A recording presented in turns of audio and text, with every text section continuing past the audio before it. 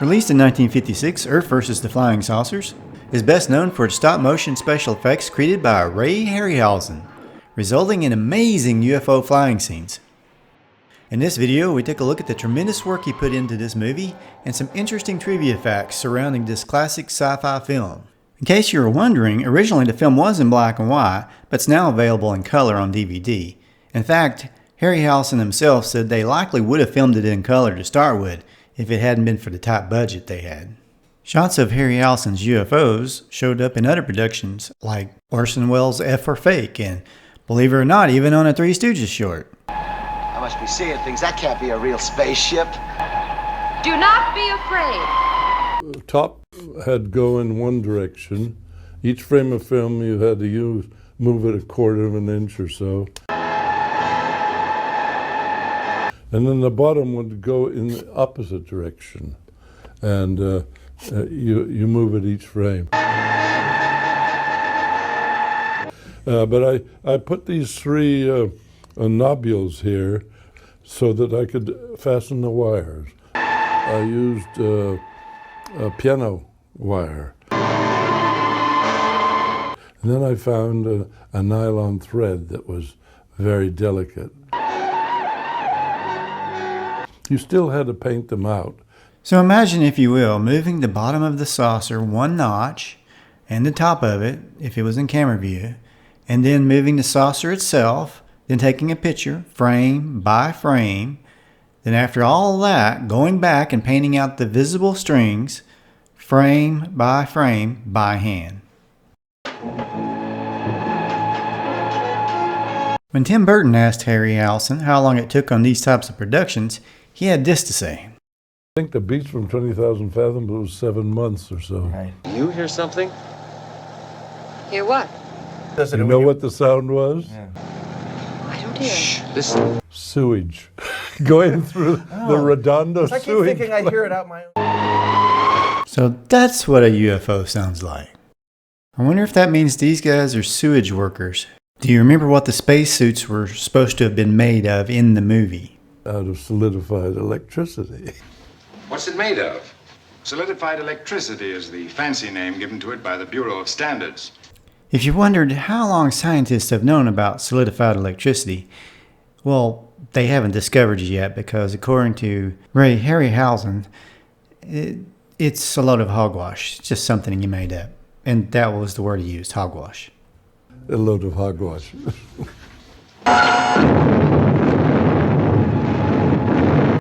Does this shot look familiar to you?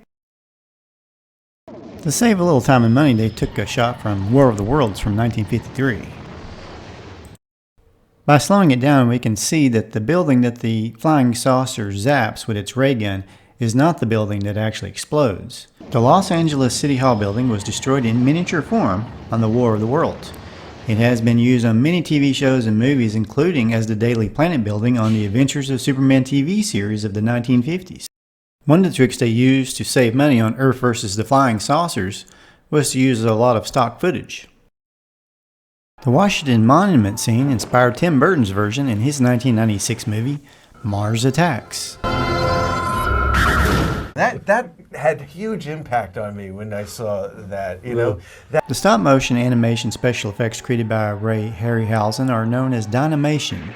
Ray said in an interview that normally they might have used a high-speed camera to record models of the buildings that were being destroyed with a small charge, but it required him to make larger models, so he ended up moving each piece of the building that was destroyed in the action scenes just one frame at a time.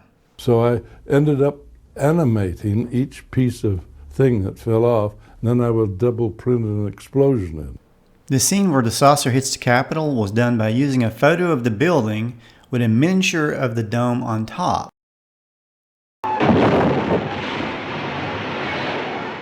So for the Washington Monument scene, Harryhausen had film taken for the Monument Hill with people running, and then he replaced the actual monument with a miniature.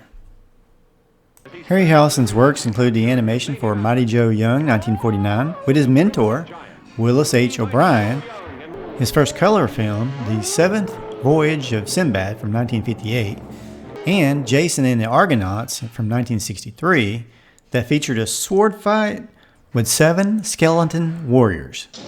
His last film was Clash of the Titans from 1981, after Daddy retired. Clash of the Titans. There's a goof on Earth vs. the Flying Saucers that I hesitate to call a goof. It's actually a fly that ends up in just one frame of the film. Now, I read about this, and according to IMDb, they say it must have landed on the plate during composition of the effect shot. Now, if it made it on more than one frame, it would look like a giant fly was coming after the soldiers, which would have been kind of neat. Believe it. Or not. Now, this is the only effect in the movie that kind of stands out as bad, maybe unnecessary. The actors appear to be running on a treadmill. And I'm not saying that it ruins the movie or anything, it's just one scene, but it's kind of a curious way to handle this scene. I guess it must have been the quickest or easiest way to film it, I suppose. Joan Taylor, who played Carol Marvin, was also in another movie with Harryhausen's effects, 20 Million Miles to Earth. We filmed at the Pentagon. The following year, I did 20 Million Miles to Earth.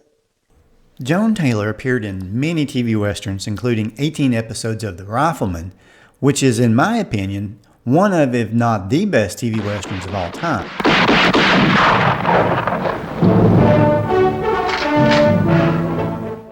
In the movie, Hugh Marlowe played Dr. Russell A. Marvin, the greatest hope the human race had at fighting back against the hostile aliens from outer space.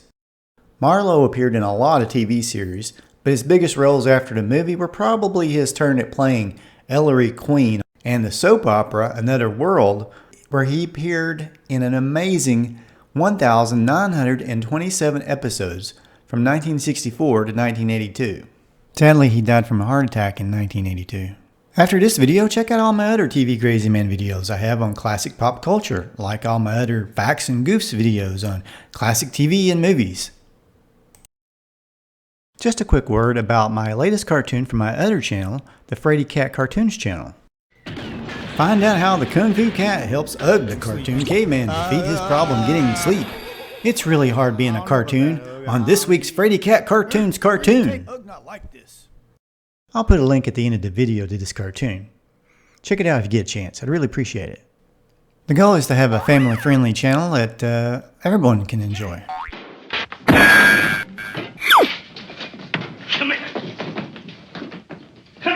Now, if you enjoyed this video, you might like my other TV Crazy Man video on War of the Worlds, so check that out. And check out my short fan film pitting the 1950s Superman George Reeves up against the flying saucers. Please subscribe, hit the bell for future notifications of my upcoming videos, hit like, let me know what you think about it in the comments below. Thanks and have a great day.